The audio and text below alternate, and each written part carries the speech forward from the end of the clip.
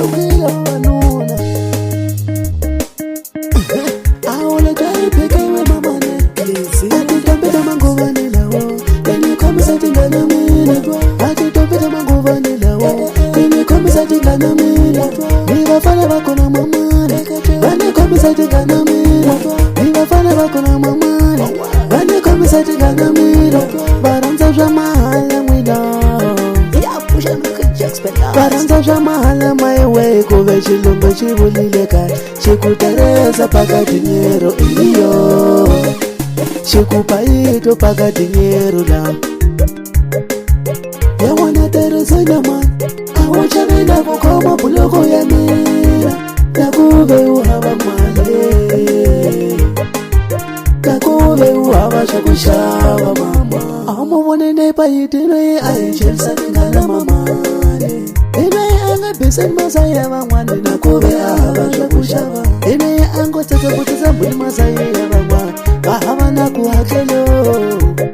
Aranza shamala Afela shamala Kuratwa shamala Waya Nangale vila kuhakela mino Wasi Mangala ya kubadala mino Waya nangwe Angala vila kukokela mino Waya Nangala vila kuhakela mino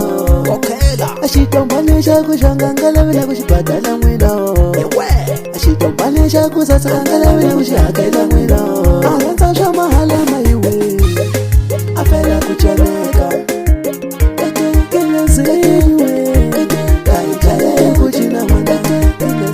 ziwe Kaikaya kuchina mwana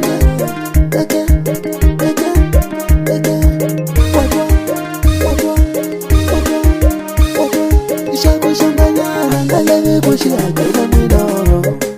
Shaku chukanya Nangalewe kushakela mino Alawa julu jamahala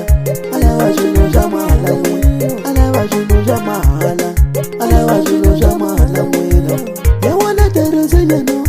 Inga tangale kubadala nyano Yawana tereze nyano Inga tangale kukoka nyano Kazi waiza muranza Zashwene nekube mchaba Kuhakala timare Mchaba kubadala Zashwene ne mwashilaba Mchaba kubadala Zashwene ne mwashilaba No no Badalane Ibadalane Ibadalane Mahala afilela